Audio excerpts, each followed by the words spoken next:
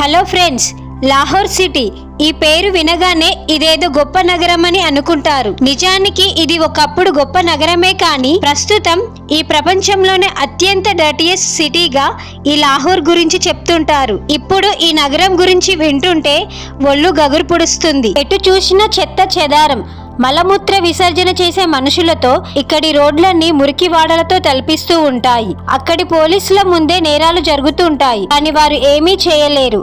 ఇలా కొన్ని భయంకరమైన దారుణమైన లాహోర్ సిటీ విషయాల గురించి ఈ రోజు ఈ వీడియోలో తెలుసుకోబోతున్నాం. ఫ్రెండ్స్, ఈ రోజు ఈ వీడియో చాలా ఇంట్రెస్టింగ్ గా ఉండబోతుంది కనుక ఎక్కడ స్కిప్ చేయకుండా చివరి వరకు చూడండి.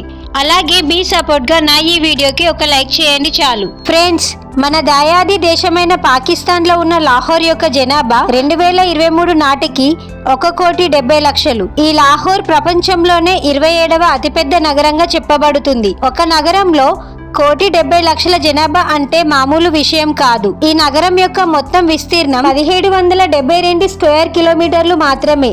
ఇంత చిన్న నగరంలో ఊపిరాడని జనంతో ఇరుకుగా ఉంటారు ఇక్కడి ప్రజలు. ఈ నగరానికి వాయువ్య దిక్కున రవి నది ప్రవహిస్తుంది. పాకిస్తాన్ లో మరో పెద్ద నగరమైన కరాచీకి దాదాపు 1350 కిలోమీటర్ల దూరంలో ఈ లాహోర్ నగరం ఉంటుంది. సముద్ర మట్టానికి కేవలం 215 మీటర్ల ఎత్తులో ఉన్న ఈ నగరం యొక్క వాతావరణం చాలా భిన్నంగా ఉంటుంది. వేసవి కాలం వస్తే చాలు ఇక్కడి ఉష్ణోగ్రతలు ఏకంగా 50 డిగ్రీల సెల్సియస్ వరకు మండిపోతాయి. 50 డిగ్రీలు అంటే మామూలు విషయం కాదు. అదే చలికాలంలో ఇక్కడి ఉష్ణోగ్రతలు ఒక్కసారిగా -2 డిగ్రీల సెల్సియస్ కి పడిపోతాయి. ఇంతటి భయంకరమైన వాతావరణంలో అక్కడి ప్రజలు నివసిస్తున్నారు. పాకిస్తాన్ దేశానికి పారిశ్రామికంగా ఆర్థికంగా అండగా నిలిచే ముఖ్యమైన నగరం లాహోర్. ఇక్కడి ఎడ్యుకేషన్ విషయానికి వస్తే లాహోర్ లో అక్షరాస్యత శాతం 70% ఉంది. చదువుకున్న వారు ఒక మాదిరిగా ఉన్నా కూడా అభివృద్ధిలో మాత్రం ఎక్కడో ఆగిపోయింది. దీనికి ఇలాంటి పరిస్థితులు రావడానికి ముఖ్య కారణం ఆ దేశ పాలకులే. పురాణాల ప్రకారం హిందువుల ఆరాధ్య దైవం శ్రీరాముడి కుమారుడు అయిన లవుడు లాహోర్ని స్థాపించాడు అని చరిత్ర చెప్తుంది. అంతేకాదు, లవునికి సంబంధించిన టెంపుల్ లాహోర్ కోటలో ఉంది. ఈ నగరానికి లాహోర్ అనే పేరు కూడా లవుడి పేరు మీదుగానే వచ్చిందని చరిత్రకారులు చెప్తున్నారు. ఈ ఆలయం ఇప్పటికీ చెక్కు చెదరకుండా అలాగే ఉంది. ప్రాచీన కాలంలో లాహోర్ నగరాన్ని లవపురి అనే లవనగరంగా పిలిచేవారు. అలాగే కౌసర్ని లవ స్వంత సోదరుడైన కుషుడు స్థాపించాడు. సారే జహాసి హచ్చా హిందూ సితాహమారా ఈ గేయాన్ని రాసిన రచయిత ఇక్బాల్ లాహోర్ నగరానికి చెందినవాడే. అఖండ భారత్లోని లాహోర్ పట్టణంలో జన్మించిన అల్లా మహ్మద్ ఇక్బాల్ ఒక గొప్ప కవి, అలాగే ఒక గొప్ప రాజకీయ నాయకుడు. భారతదేశ స్వాతంత్ర పోరాట యుద్ధం రూపుదిద్దుకుంటున్న సమయంలో ఇక్బాల్ భావనలతో తన కవిత్వం ద్వారా తెలియజేశారు. 1904లో ఇతను రచించిన సారే జహాసే అచ్చా హిందూ సితాహమారా అనే దేశభక్తి గేయం ఇప్పటికీ భారతదేశ హృదయంలో నిలిచిపోయింది. ఇక మొఘల్ పాలన విషయానికి వస్తే మొఘలులు లాహోర్లో అద్భుతమైన కట్టడాలను నిర్మించారు. ముఖ్యంగా అన్సర్ జహాంగీర్ పాలనలో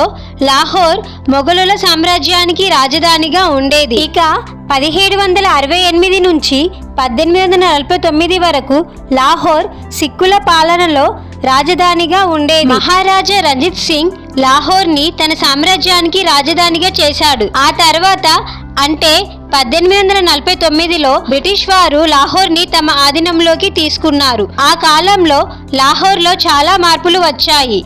ఇక స్వాతంత్రం వచ్చిన తర్వాత 1947లో భారతదేశం నుంచి విడిపోయాక పాకిస్తాన్లోని లాహోర్ ఒక ముఖ్యమైన నగరంగా మారింది. 1965లో పాకిస్తాన్ భారత్ను తక్కువగా అంచనా వేసింది. వారి సైన్యం కాశ్మీర్లోకి చొచ్చుకొని రావడంతో పరిస్థితి ఉద్రిక్తంగా మారింది. అప్పుడు మన ప్రధాని అయిన లాల్ బహదూర్ శాస్త్రి గారు తీసుకున్న నిర్ణయం ఒక సంచలనంగా మారింది. మన దేశ బౌండరీని దాటి పాకిస్తాన్లోని లాహోర్ పై దాడి చేయడానికి మన ఆర్మీకి పూర్తి స్వేచ్ఛను కల్పించారు. అంతే, మన భారత సైన్యం పెనలా దూసుకుపోయింది.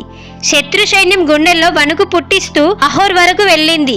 కానీ అప్పుడు ఐక్యరాజ్య సమితి జోక్యం చేసుకోవడంతో ఇరు దేశాలు వెనక్కి తగ్గాయి. లేదంటే అప్పుడే మనం లాహోర్ని స్వాధీనం చేసుకునే వాళ్ళం. కానీ అప్పుడు శాస్త్రి గారి ధైర్యం మన ఆర్మీ చూపిన తెగువ మన దేశ చరిత్రలో ఒక మైలురాయిగా నిలిచిపోయాయి. మళ్ళీ అదే సీన్ ఇప్పుడు రిపీట్ అయ్యింది. ఇప్పుడు కూడా ఇండియన్ ఆర్మీ తలుచుకుంటే పాక్ వరకే కాదు, ఏకంగా లాహోర్ వరకు మన సైన్యం వెళ్ళగలదు. ఇక ప్రపంచంలోనే అత్యంత డర్టీయెస్ట్ నగరాలలో లాహోర్ నగరం ఒకటి. ఇక్కడ ఫుల్ ట్రాఫిక్, ఎవరు ఎక్కడి నుండి వస్తారో కూడా తెలియదు. ఈ నగరంలో ఎక్కడ చూసినా చెత్త చెదారం, మనుషులు కూడా అపరిశుభ్రంగా ఉంటూ నివసిస్తున్నారు. అంతేకాదు అక్కడి ఉన్న వాటర్ ప్రాబ్లం వల్ల కూడా మనుషులు సరిగా స్నానం కూడా చేయరు. ఇక ఇక్కడి జాతీయ భాష ఉర్దూ అయినప్పటికీ లాహోర్లో పంజాబీ భాష ఎక్కువగా మాట్లాడుతారు. శతాబ్దాలుగా ఉర్దూ, సిక్కు, హిందూ, ముస్లిం సంస్కృతి సంప్రదాయాలు కలిసిపోయి ఉన్న నగరం ఈ లాహోర్. ఈ లాహోర్ యొక్క సాంప్రదాయక వంటకాలు ప్రపంచవ్యాప్తంగా చాలా ప్రసిద్ధి చెందాయి. అంతేకాదు ఇక్కడి స్ట్రీట్ ఫుడ్ 24 గంటలు నడుస్తూనే ఉంటాయి, కానీ వీటిలో ఏది కూడా శుభ్రంగా ఉండదు. ఇక లాహోర్లో చూడదగ్గ పర్యాటక ప్రదేశాల గురించి మాట్లాడుకుంటే లాహోర్ కోట, శిశుమహల్, అలంకరి గేట్ వంటి మొఘలులు నిర్మించిన నిర్మాణాలతో పాటు లాహోర్ మ్యూజియం చారిత్రాత్మక మరియు సాంస్కృతిక కళాఖండాలకు నిలయం.